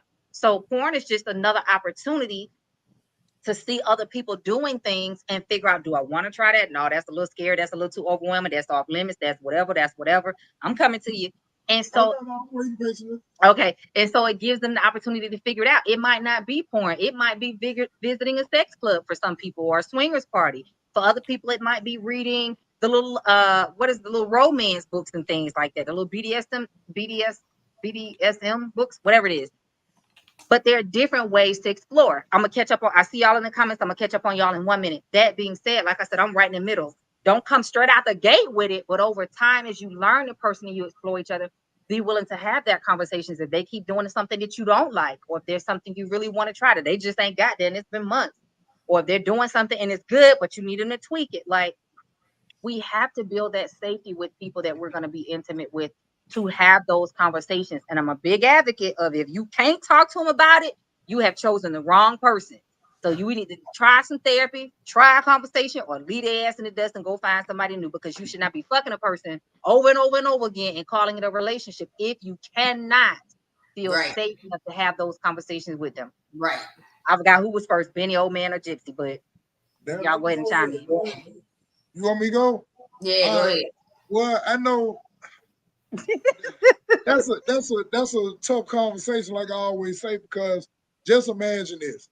Boom, I meet Gypsy, 32-year-old Gypsy, 32-year-old Benny Man. We date and we had no sex, period. So sex is not even a conversation. So you actually met me. You know that I'm responsible. You know that I love you, care about you, vice versa, and all that. When we start having sex, those conversations get tough if it ain't meeting your expectation, because you don't want to feel like all you leaning on is that, because it's almost like I gave you 10 things, and because I can't last no more than 2 minutes, you want to talk shit. Because that's how he's going to take it. You know what I'm saying? I see the look on your face. Yeah. But that's real, though. Now, don't get me wrong, because the older you get, you know, you go to looking at stuff like, well, kind of like most people in relationships now. If one outweighs the other, you almost say leave well enough alone. Because if they've been fucking soft all this time, that's pretty much all they got to offer. So talking ain't been do nothing but make their ass insecure about it. Because one thing about it, a man can't run fast. No, he can't run fast. And you gonna tell me, Benny, you need to run it faster. Well, what you want me to run down the hill? But that's the only way it's gonna get faster. But is that a conversation where you gotta run faster? Or is that a conversation where they can bring it to the table and say, can we experiment and try? Because I think that's a selfish ass person, man or woman, that says, well, you know, I can't do nothing different, and just expects that person to stay unfulfilled, because sex is such a huge part of how we express ourselves and experience pleasure in life. So what if all the stuff that you want to discuss, he done tried it, he just ain't fine?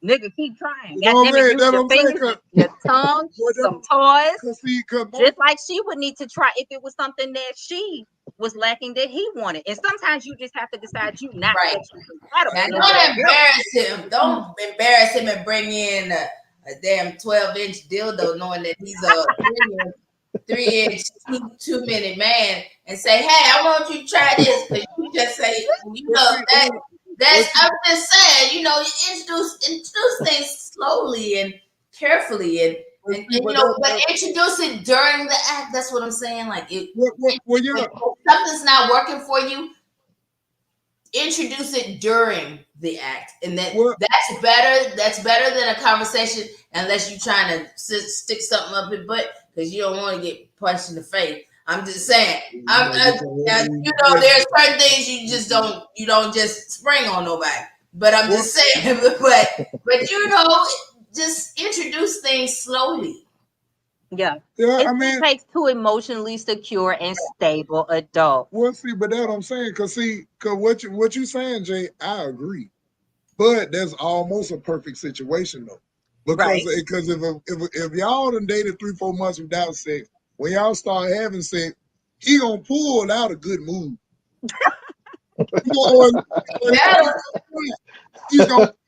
So let's just say if he done kissed, he done sucked, he done ate, he done put fingers, he done did all this. It just may not be to your satisfaction.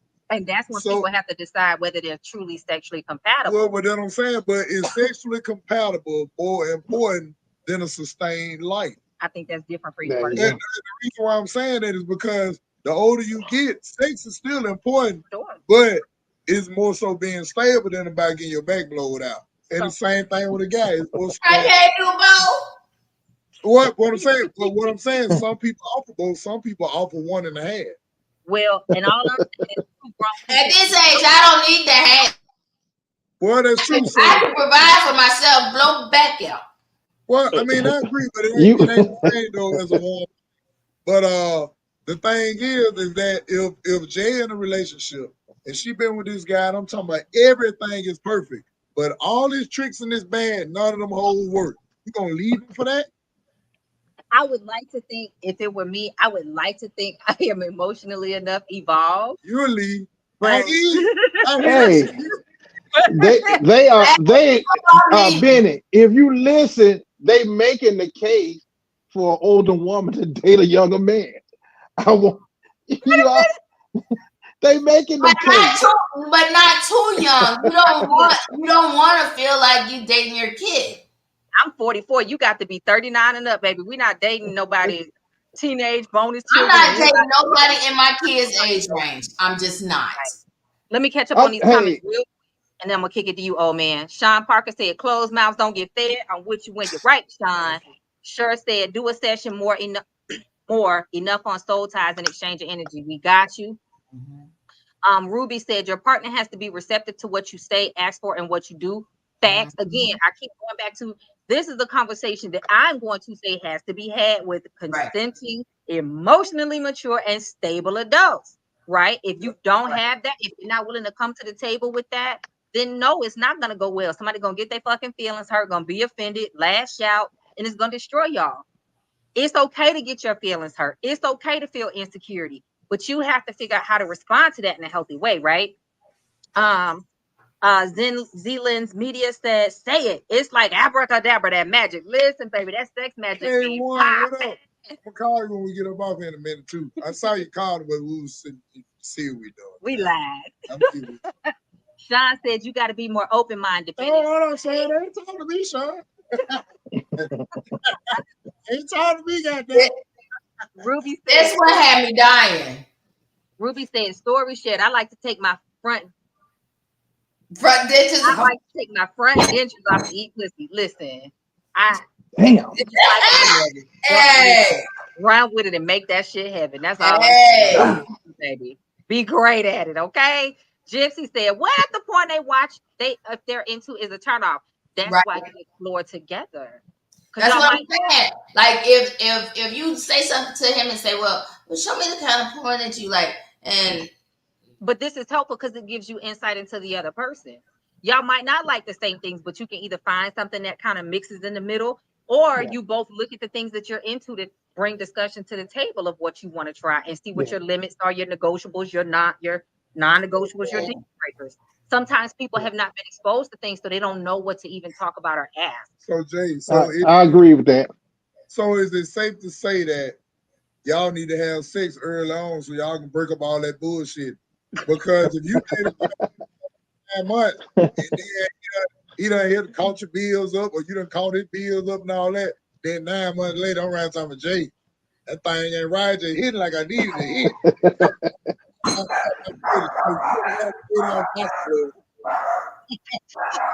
Hey, maybe they got to do what Gypsy said. Gypsy said, "Open your mouth." Oh, Jesus. Yeah, I heard that too. I say that. Lord have mercy.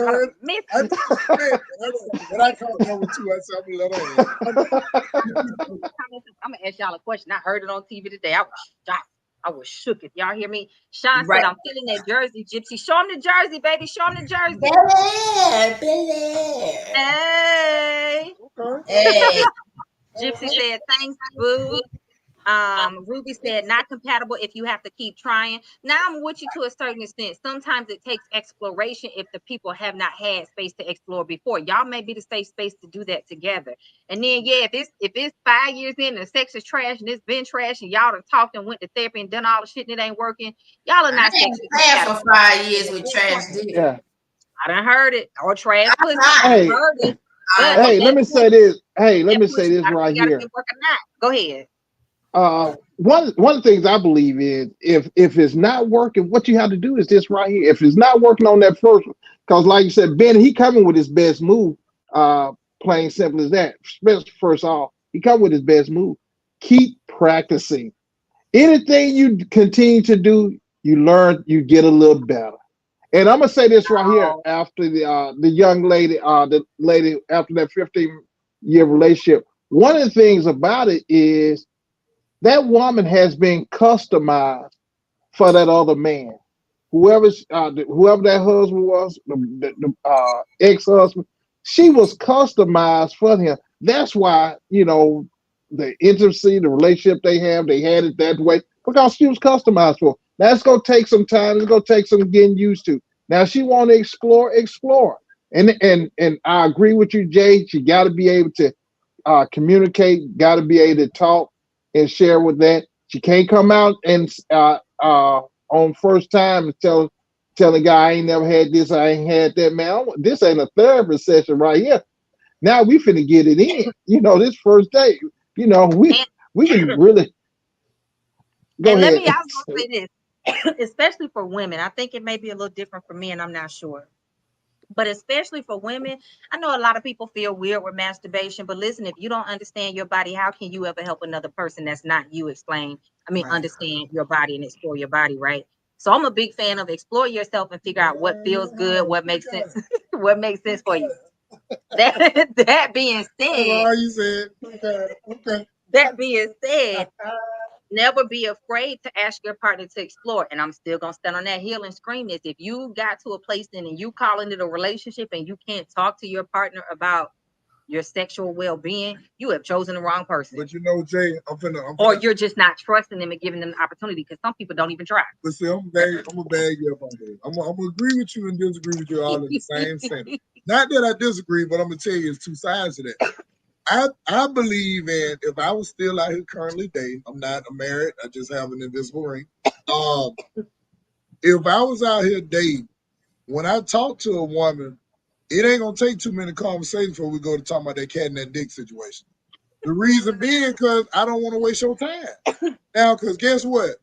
My conversation is gonna let me know whether you want to give me something or not, and her conversation is gonna let me know even if I want to have sex with her. So that's a very mutual thing.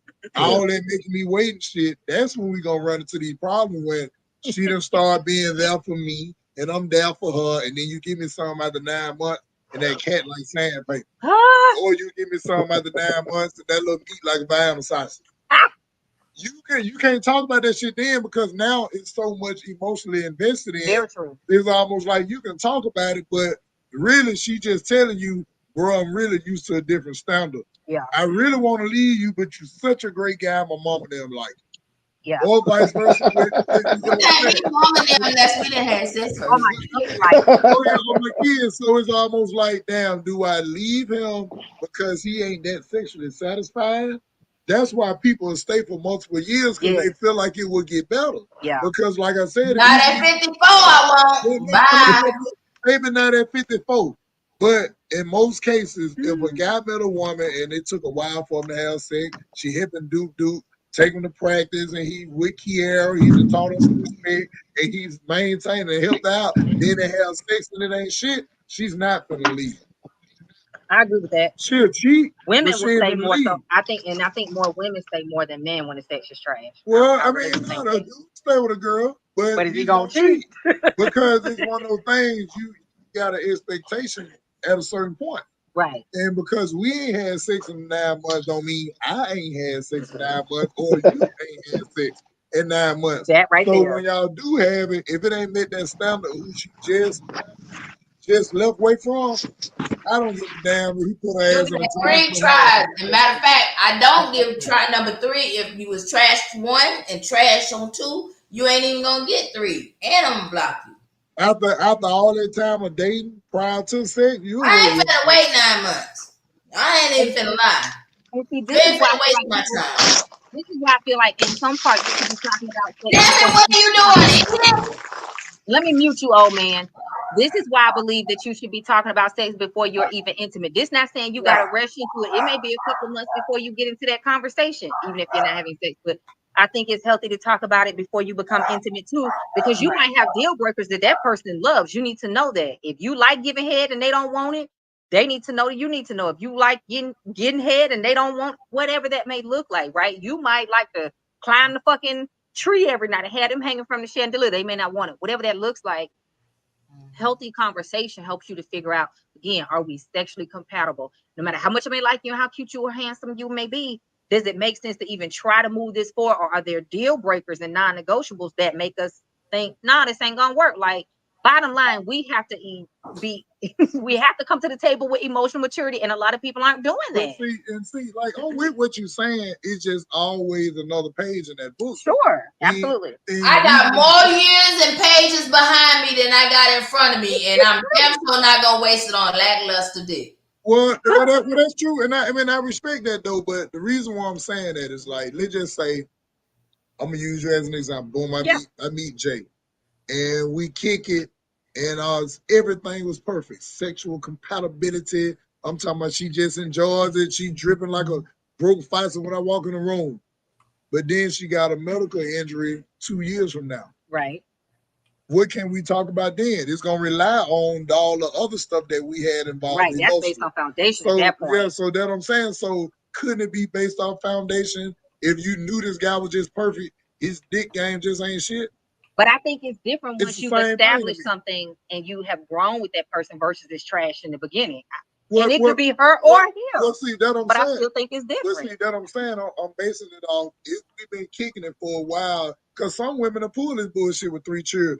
I'm being celibate. And a dude may ride with that stupid ass shit for about a year, but then y'all kick it and y'all establish it just wasn't sex. Right. I don't think you should really hold that against him or her if they got everything else you need, because it could have been medical. It could have been on either side. Like I said, I think I would like to assume that I am emotionally enough involved that if everything was in place and they were perfect for me, aside from that, I would like to think that I would be open to let's explore and figure out how to make this work for us in a way that feels good for you and a way that feels good for me. Y'all ain't finna man. Now, if that person is just now that person is just on some bullshit and they not trying to do it, you got to fucking go. All you're articulating sounds great, but y'all ain't finna man. I ain't gonna mind. Y'all ain't gonna man. Y'all gonna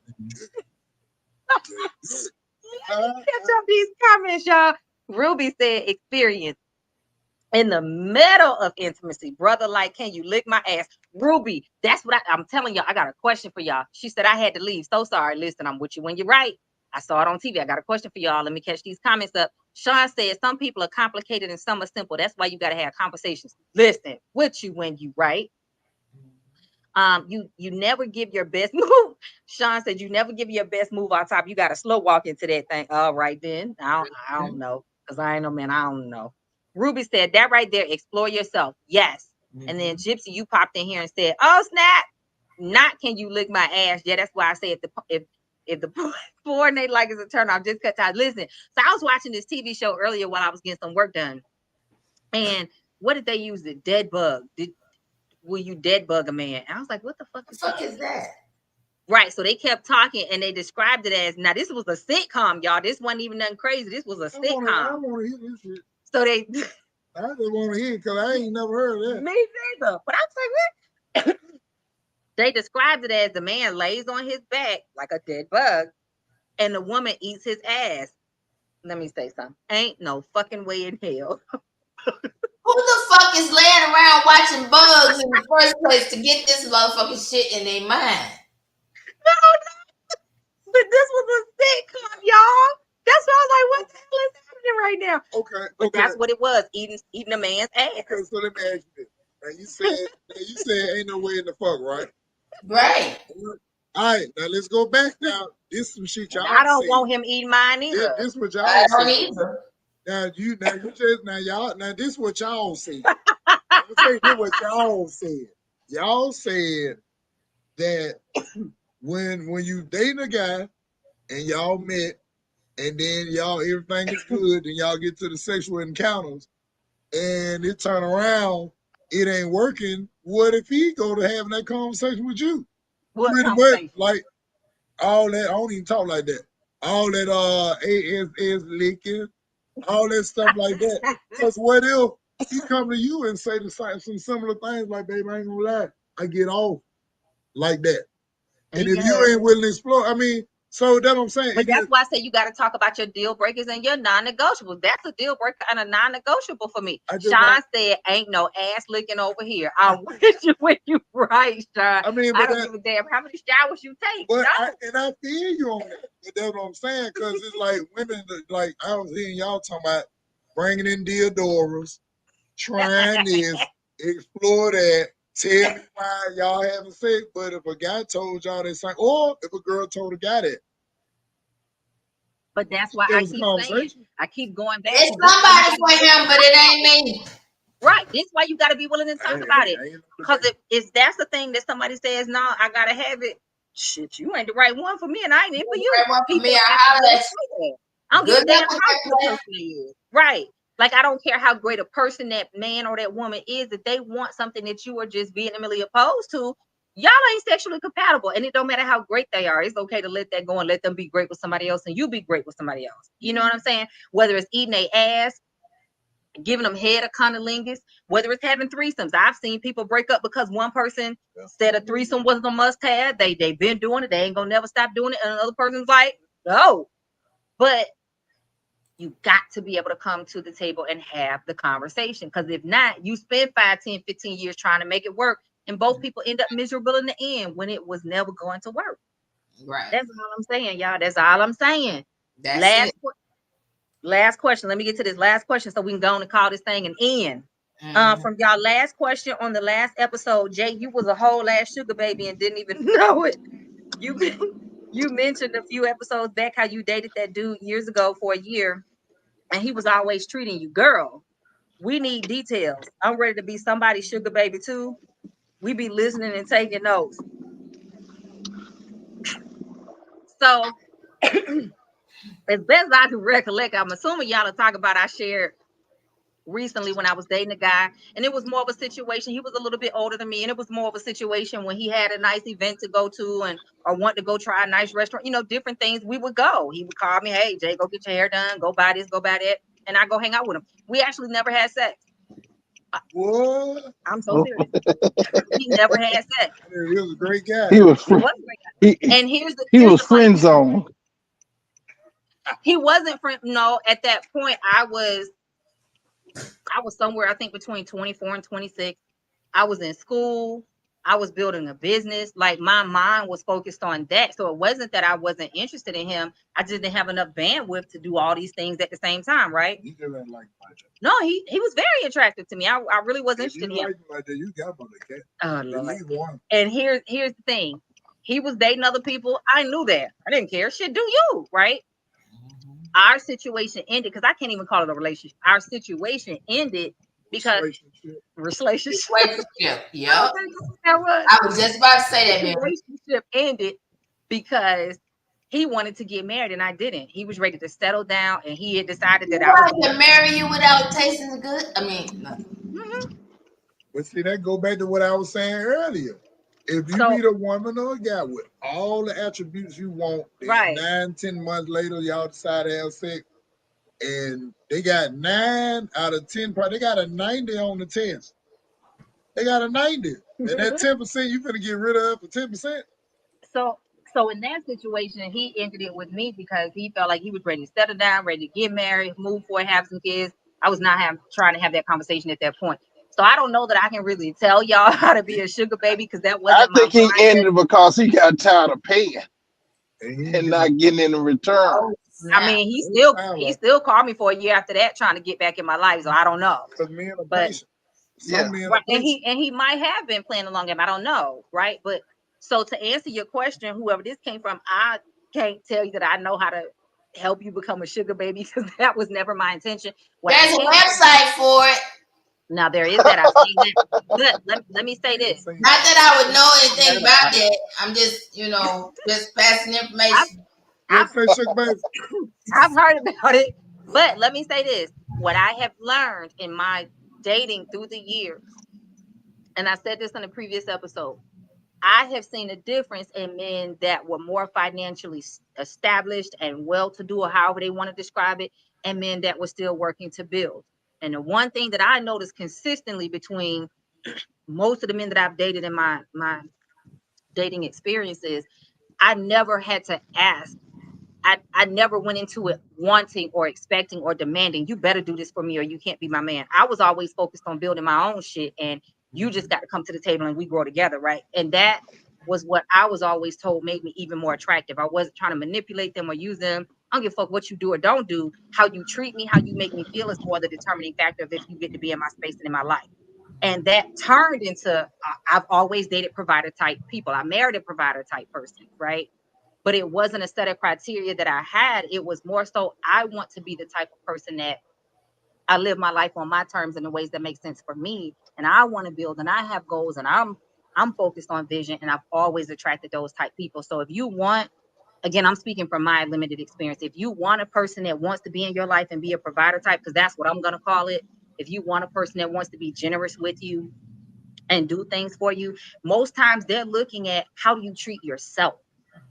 How do you engage with them? Are you solely coming to the plate, demanding shit from them and asking about what they're going to do for you as if they owe that to you?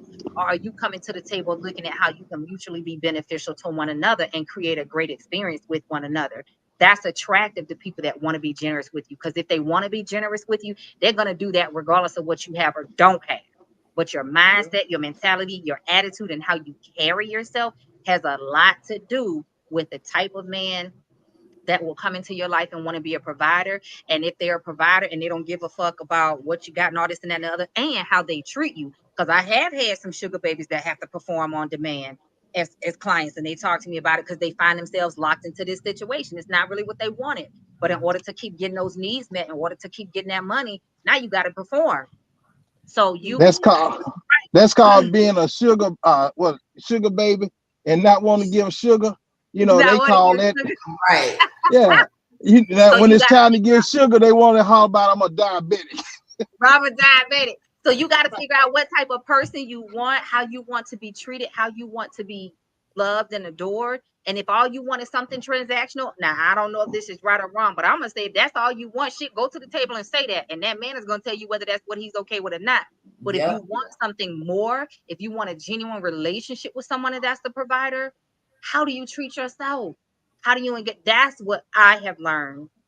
Be able to do that for yourself. And that's the one thing that I always say is stop going to these restaurants, ordering shit that you wouldn't order if you was paying for it. Right. Because now, if you can't afford it, don't try to make somebody else buy it for you. Right. Because then last week we mentioned, I saw the video of the lady who ordered all that extra shit because she thought the man was going to pay for it. And then when he didn't, she felt some type of way. Like, people have always done for me because I do for myself. Anything that I'm looking at, I will make a way. So they have always looked at, I want to make your life easier. I want to do that for you. That's never a mandate that I put in place, right? So I just think be yourself, act according to how you want to treat yourself. And that's the type of person that you attract as well. But also, if you want a person that wants to be generous and do for you, shit, be willing. Now, I ain't never paid no man bills and all of that. But if you want a man that's wanting to be generous with you, how can you be generous with him as well? How can you reciprocate that energy in ways that make sense for him too? That's how I think about it. I ain't saying I'm right, but that's how I look at it. Sean said it ain't always about the cat. Sometimes it's about the company on which you when you're right, Sean. Absolutely. Listen, we've been live an hour, 53 minutes. We appreciate y'all. Remember to like, share, make sure you comment. Wait a minute, did he want to chime in on Sean's comment? I said. Go ahead. Sean, I think that company is good after you already done had something to satisfy that desire. Then you can probably chill. But if it's something you truly desire and you ain't tasting none of that candy, all that sitting down the Indian style shit, that's no. Crisscross applesauce. That's the same thing we were talking about earlier. Been sat there and Indian sack with your ass about 9 months and get that little bad little cat and be around here talking to Jay and damn Gypsy again. No, come on with it. Talking about it would cheat. Come on with it. We can lay on our snappers on our elbows if you want to. But you gotta come up with that cat.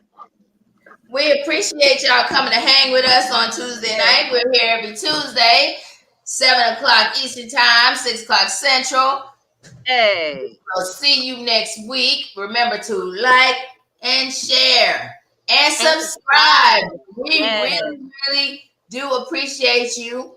We got some new things coming down the pipe soon. Keep those comments coming. Keep those questions coming. You can email us. You can get in there and send us a comment on the Google page, so you don't have to give us your email address.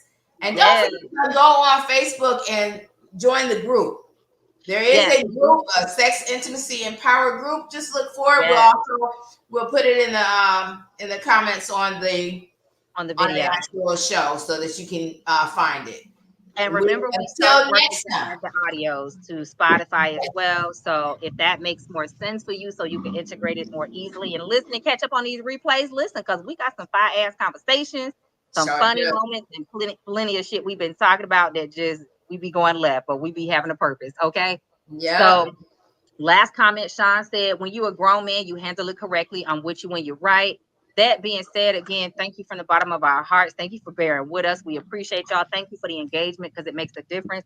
And if you do nothing else before the end of the night, I would like to ask you to grab this link on this video and just share it out with somebody that you know, because I promise you, these are all conversations that we all need to be having in order to be healthy, well-rounded, emotionally secure, and stable adults. We love y'all. Make sure you come sit with us next week, and we'll see y'all then.